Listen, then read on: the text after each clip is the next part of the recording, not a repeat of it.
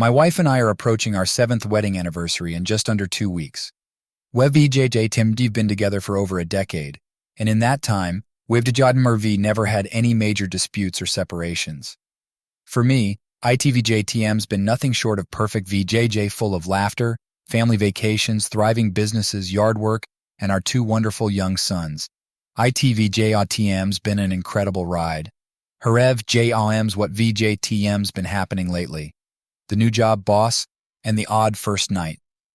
Last year, my wife landed an interview at a highly esteemed long-term care facility and was offered a top-tier position by the guy who now supervises her.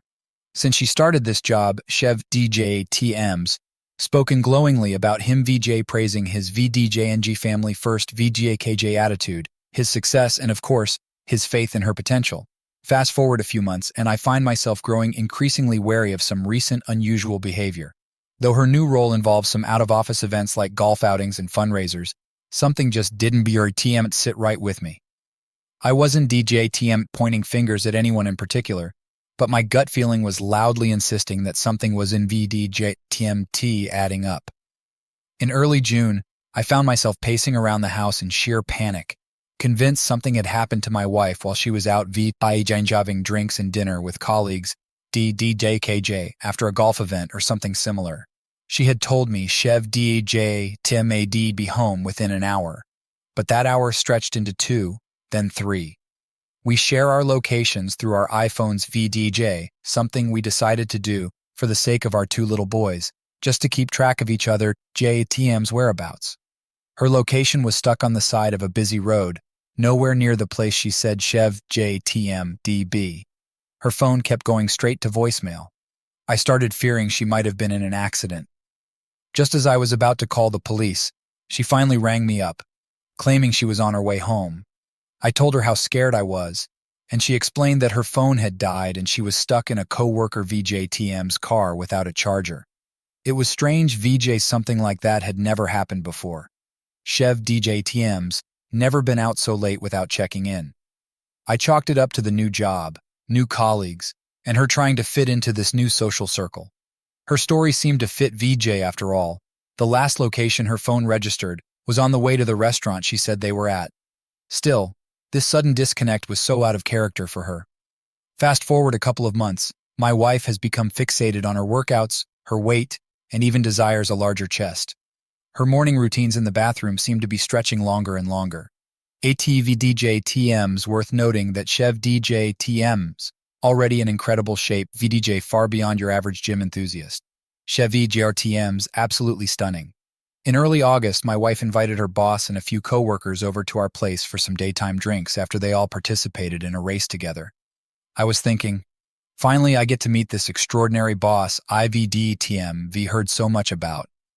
When they arrived, I was struck by how things unfolded.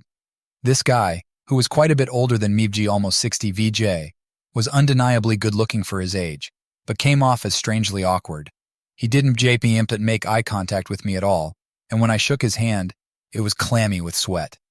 My gut instincts flared up again, pointing me toward him as a source of concern.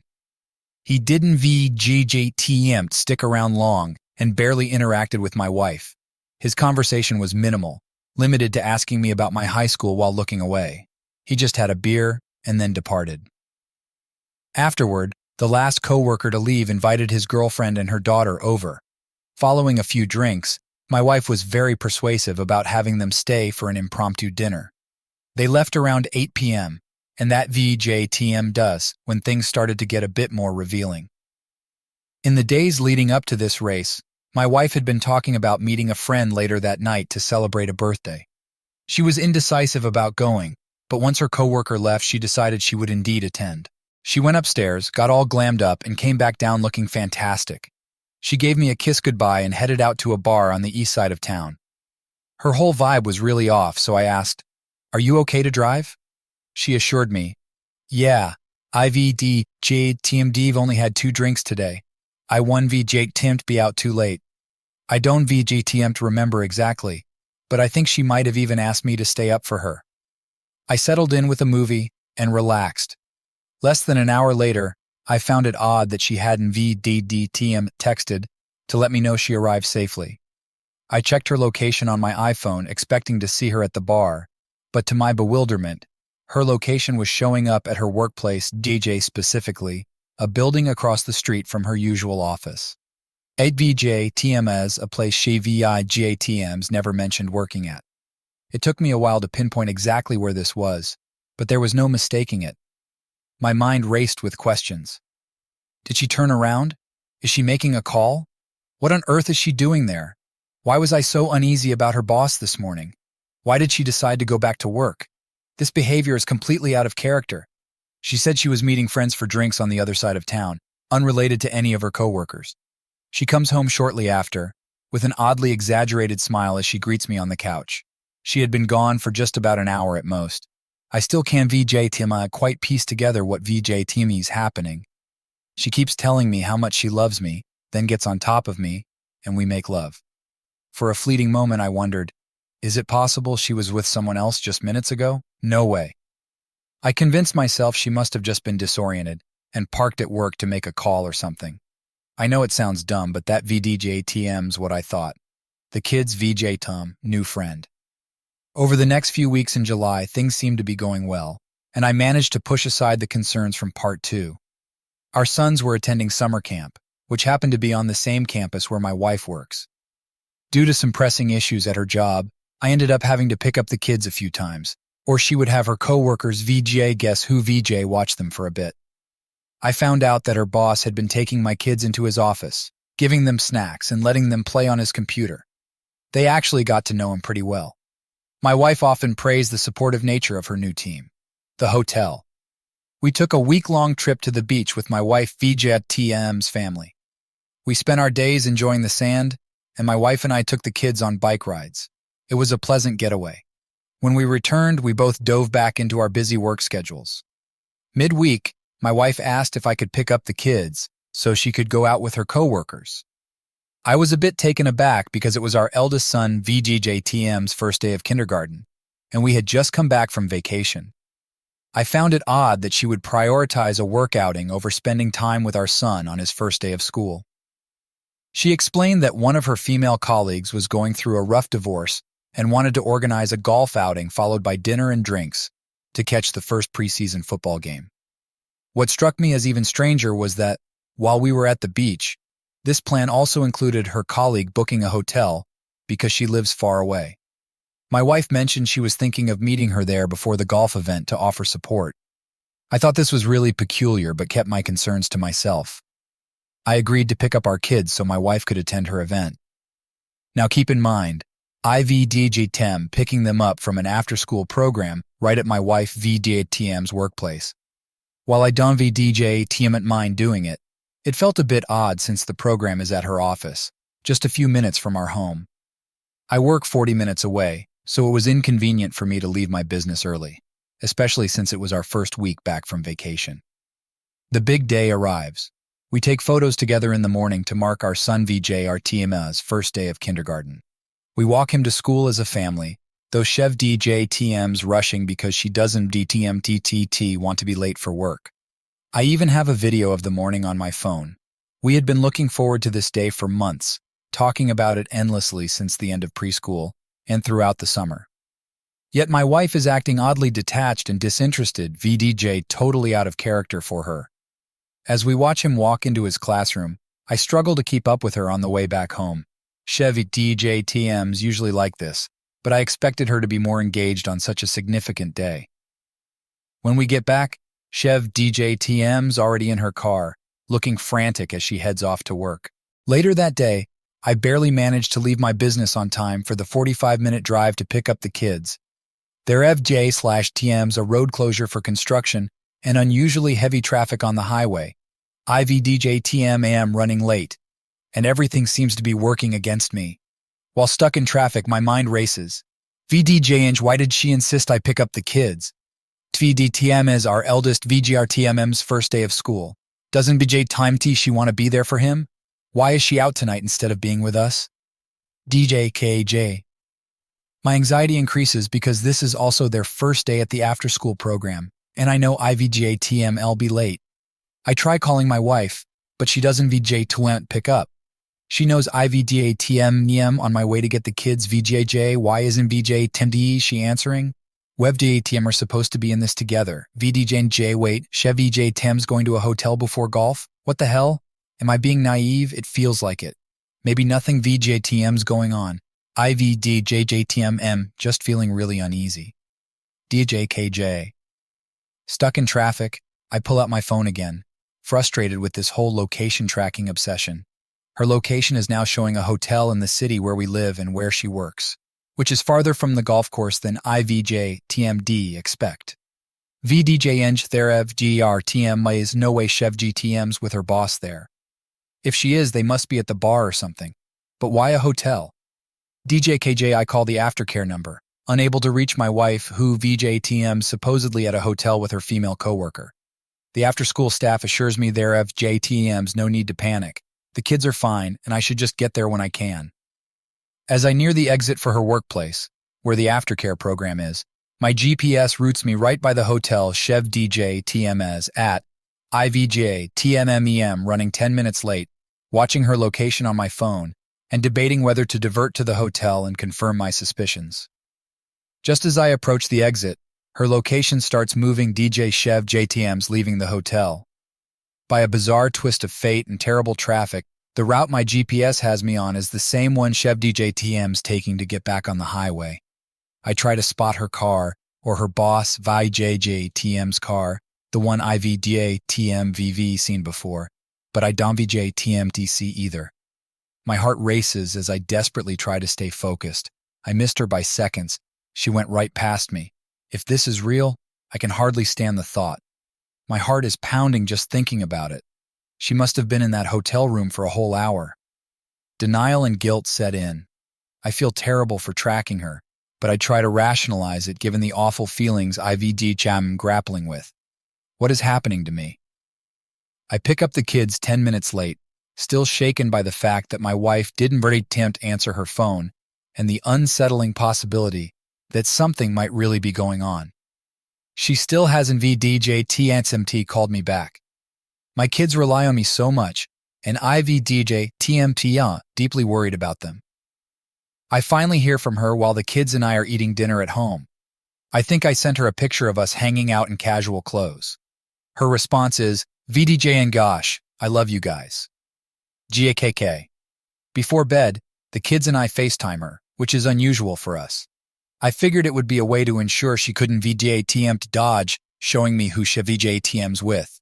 She answers, and they VJJ Tamari at a bar, but her boss doesn't DJTM seem to be there. I breathe a sigh of relief. Maybe she really was at the hotel with her female coworker after all. Then one of the kids asks, VJ and Joe aware of DATM's so-and-so, GKJ, the guy who gives them snacks at the office. The camera pans, and there he is, grinning and waving at my kids. We say goodnight, and I put the kids to bed. She finally comes home an hour later. She thanks me profusely for picking up the kids, taking care of them, making dinner, and putting them to bed. She tells me how much she loves me, and we have some really passionate sex. I feel so messed up and violated, like my whole world has been turned upside down. The smoking gun. 3 days later, my wife and I wake up in bed on a Sunday morning. We've Daikin TMV planned to take the kids hiking for the day. As usual, she immediately grabs her phone, but I don't VDJ Tamti think much of it. She then heads out for her usual early morning run. I go downstairs and turn on her iPad, which we share for music. It just so happens that an update had run the night before, though IVDJ TM not sure if ITVDJ TM's related to what happens next. While IVDJ TMM opening Apple Music to set up some morning tunes, a text notification pops up. IVDA TMV never seen this message on the iPad before. ITVDJJTM's from her boss, filled with emojis, and says something like, VGN good morning bae, ITVGTM's a beautiful day for a run. DKJ. Without thinking, I tap on it. The message opens, revealing that my wife had texted him as soon as she woke up. I panicked and deleted the message. What was I doing? Now IVDJ TMV found the smoking gun, and IVDDJ overwhelmed with fear, distrust, disgust, and a sense of violation. When my wife returns from her run, I'm furious, but I manage to keep my cool. I recount the text message to her in my own words. She looks confused and definitely unsettled. I take her hand, lead her into the dining room, and sit her down. I get close, looking her straight in the eyes, trying to process everything that's just unfolded.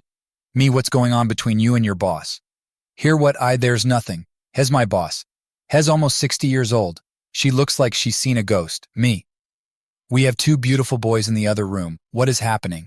I explain the text messages to her. It's nothing, I swear. Bay is just a nickname we all use, and he and I are in a friendly Apple Watch competition. I told him I was going to run. I swear nothing is going on. I walk away regretting that I brought it up. I should have stayed calm, let the messages keep coming, and found my answers from something that wouldn't lie to me. But I don't want to keep spying and sneaking. I'm desperate for her to just be honest. We drive to our hiking spot, in an awkward silence. She's obviously unsettled the whole way. We complete a long, quiet hike with the kids who fall asleep on the drive back. I bring up the morning text message again. I tell her it's eating me up inside, and the fact that someone texted her first thing on a Sunday morning is troubling. She immediately acknowledges how suspicious it looks, clearly having thought about it all day. She doesn't deny that it seems bad, but insists nothing is going on. Meanwhile, the hotel from earlier still weighs heavily on my mind. Later that night, we discuss the text message again, over a bottle of wine, hoping it might lead to more revelations. Unfortunately, it's just more denial and reassurances of her innocence. Almost 3 weeks later, confirmation. This past Saturday, I wake up with a gut-wrenching vision of my wife being with someone else, and it's the morning of one of the biggest events my company hosts all year. Despite the significance of the day ahead, I can't shake these thoughts. The incident at the hotel has been eating away at me for weeks. My wife heads to the gym with our kids, a routine we used to share, and I leave for work. As I'm immersed in the chaos of setting up for what should be a major successful event at my business, all these feelings are boiling over inside me. I feel completely unsettled. I want to leave and go home to prove that I don't work too much, to show that I love my family and want the best for them. Then I decide to do something I've been contemplating for almost 3 weeks. I call the hotel. I'm praying that any information I receive will confirm that her female coworker was the one who booked the room. But as soon as the phone rings, I hang up on the second ring. I wasn't sure if I really wanted to know, or if I already knew deep down I had to get back to work. Throughout the day, my wife is with the kids. When the event ends, I feel a pang of guilt for not rushing back home, even though there's a chance I might get there in time to see her before bed. Sunday morning, we've got plans to head to her brother's place for a football game. I need to swing by work, which is unusual for weekends, to handle some follow-up from the event the day before my wife leaves for the gym, planning to pick me up at my office so we can drive to her brother's together. As I'm packing up, I glance over at her iPad. It seems to be practically shouting at me, urging me to check it. I feel a deep sense of wrongness about doing this, but I also feel that I've been deeply wronged already. I open her iPad and sit down, conflicted but driven. She had already figured out how to sign out of iCloud and block incoming texts, which was a clear sign she was hiding something. I check her boss's contact card and see that she was toggling her location on and off with him the night before. What the hell? I look through her photo stream, but find nothing unusual. When I scroll down to the deleted photos album, things take a disturbing turn. There are underwear photos from the day after we returned from our beach vacation and the morning before she went back to work. I can only assume she sent these to her boss, since I never received them. This is far outside her usual boundaries, and it hits me hard how involved she and her boss might be. Then I come across what looks like an accidental screenshot of a text conversation with her boss from the day before the hotel incident. The messages are about plans for lunch mixed with a bunch of hearts. Her boss's message reads, "I've been waiting to see you since last Friday when you left him waiting for you, babe." I also find a Google search history for how to say "one more day" in Spanish, which aligns with the dates of the panty pictures and the day before we returned to work. It's a reminder of how she used to flirt with me back when we first started dating over 10 years ago. Now someone else gets to experience that. I'm completely convinced now, and the 2 months of denial and avoidance have finally run their course. My life is on the brink of a major change. I drive to my business and she arrives later as planned with the kids. We spend some time there, but I'm still in shock. She senses that something's wrong and keeps asking me about it. Our drive to her brother's place is almost silent. The entire visit is unbearably awkward because I'm lost in this realization, trying to process everything while she seems terrified of what's coming. I text a business partner of mine, a guy I work with who's also a partner at one of the most respected law firms in the area. He's known as one of the top divorce attorneys in the state. I think maybe he can offer some guidance. He calls me immediately, and I step outside to take his call. I stumble through the details in a panic. He reassures me and tells me that the best thing to do is to get her alone and lay everything out on the table. In the end, it doesn't matter how we got here. What matters is what's on the table now. After talking to my lawyer, we head back home in silence. The tension is palpable. Once I'm sure the kids are asleep, I sit and wait in the kitchen. I ask her, echoing my previous question. Where do you think our marriage is headed? I tell her that it's clear something's going on between her and her boss based on everything I've uncovered. She starts to crack, but no tears. Instead of an outright confession, she immediately starts talking about how she's felt disconnected from me this summer. Really, the first odd incident happened in early June, and since then, these events have been happening monthly ever since she started working with this guy. She admits that they've spent time together, but still won't admit to anything concrete. I ask her directly, have you had sex with him? She says no. Of course, I press further. Has anything happened between you two? She says no. I ask again. Finally, she admits they've kissed. I let that sink in and ask where this happened. She hesitates, but I can tell she's just stalling. She says it was after work. I push. Where exactly? She struggles to answer. I ask, were you at a hotel? She confirms. Was he there? She says yes. Was your coworker there? She says no. So she went to a hotel with her boss and kissed him. Yes, that's her story. But she insists that's all that happened. I question further. Well, what else did you do there? She says they talked. We talked about everything, I point out. Adults don't just kiss. They usually end up having sex. You didn't go to the hotel just to kiss. She doesn't deny it, but she maintains that nothing else happened.